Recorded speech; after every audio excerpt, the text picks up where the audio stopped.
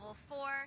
We are about halfway through the ISU World Figure Skating Championships live right here in Boston, and we just saw one of the most exciting free dance events I think I've ever seen. It certainly was a spectacular last group.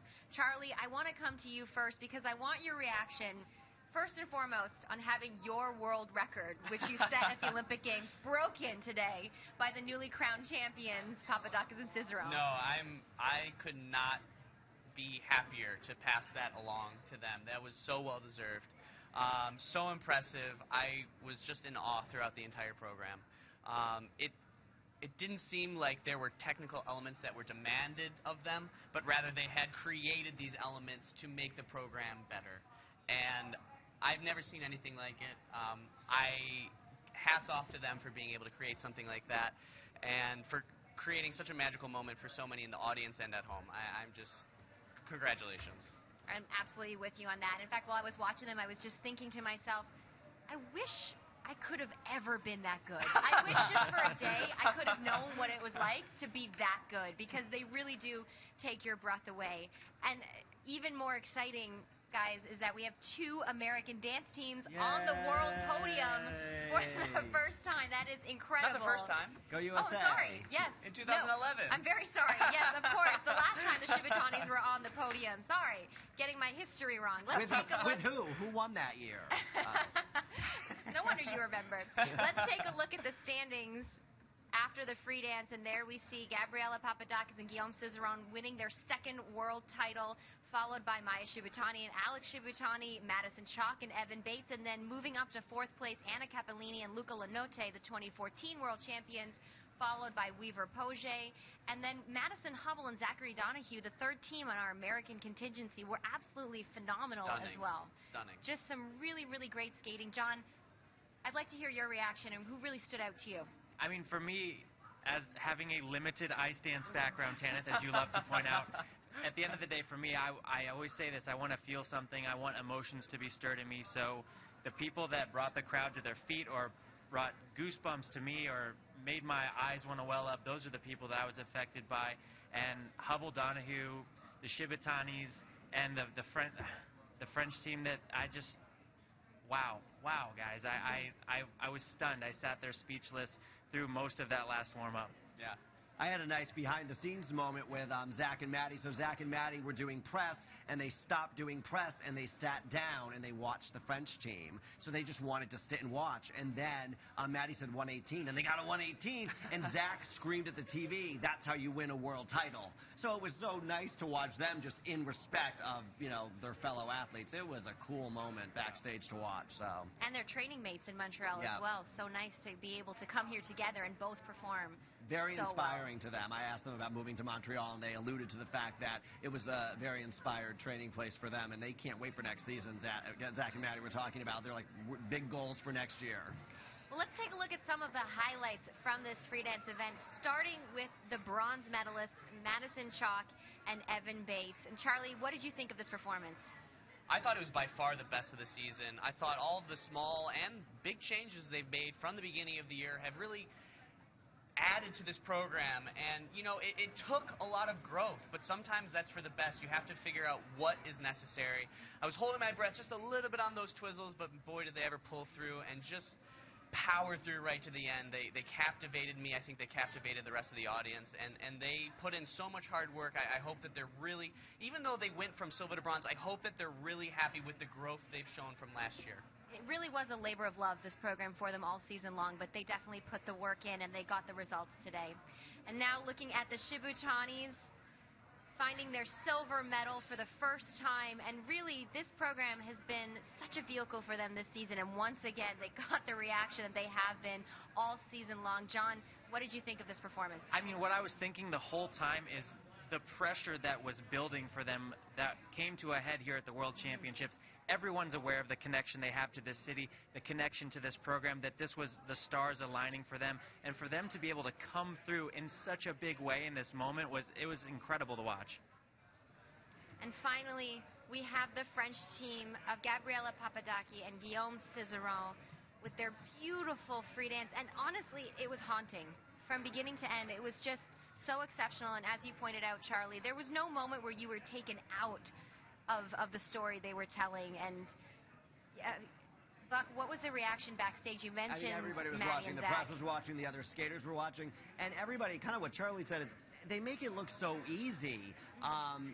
It's effortless, and it makes me love ice dancing even more. And I mean, they won by a lot. I don't want to say it was, but it was a blow-away win in many ways. It wasn't even close. I mean, and I did predict on the pre-show the Shibs would win. That was me being an American and hoping for the best. And like John just said, the stars were aligning, but it wasn't going to happen tonight with this type of skating.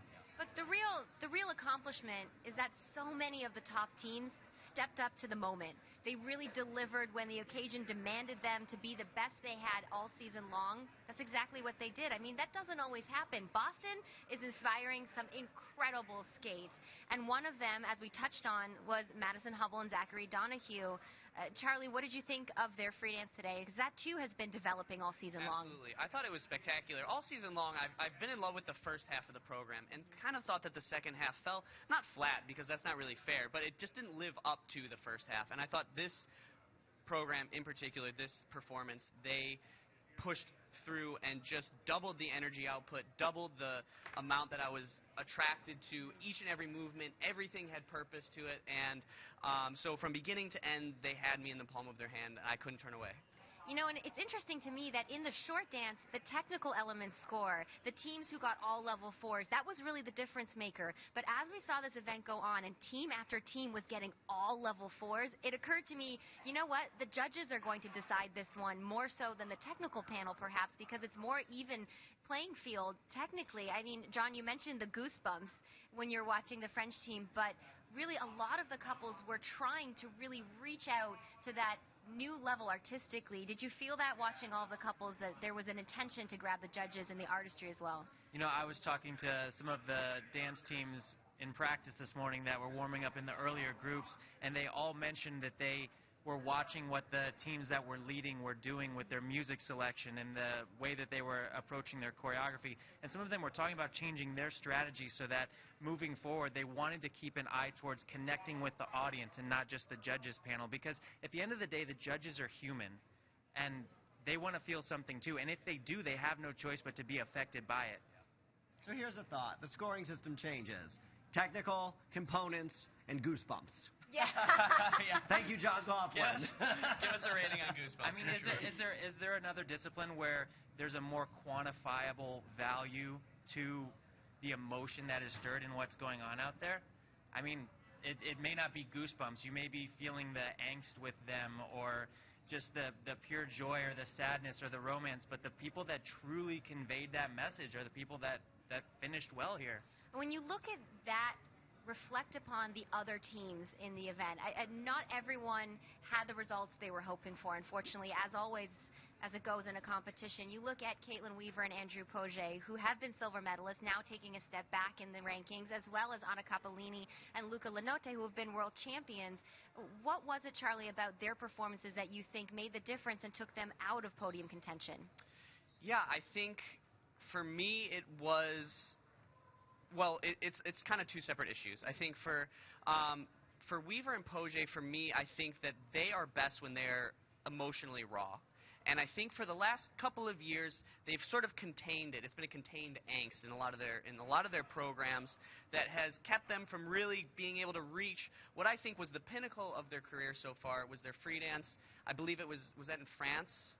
Je suis malade. Je suis malade, where it was just, she was literally crying like through the last 30 seconds of her routine, and you would cry with her. And I think that kind of just raw, real reaction to their own performance was what brought out the best in them. And I think with Cappellini and Lenotte, they do cute so well that they kind of rely on that to get through the program.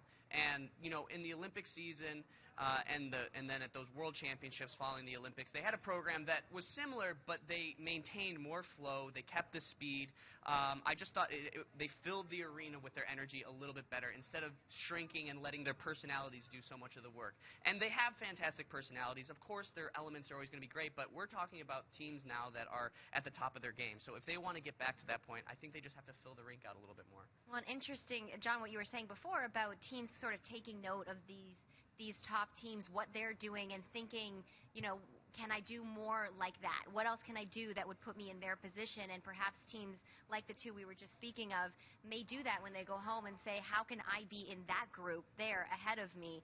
And really, you have to imagine that the style that the French team does so well is going to influence the direction of dance moving forward stylistically. And how fortunate for them moving towards the next Olympic Games that they are on the leading edge of this movement towards a different style of artistry and ice dance, that you don't want to be the person playing catch up, right? You want to be the person that's setting the trend and maybe taking it one step further each year and letting everyone try to catch up to what you did the previous season. But is it going to be stale by the time the Olympics get here? I mean, that's the thing. And also for Caitlin and Andrew, they have to factor, in the back of their brain, they're thinking, oh, Tessa and Scott's coming back. And, I mean, that's got to be in their minds. And same with Piper and, Peter, they were thinking, we're almost there. I mean, these are the things, your brain is just full. As a skater, you're chasing the next best style, and you're being chased by former Olympic champions and up-and-comers. It's like, you're screwed.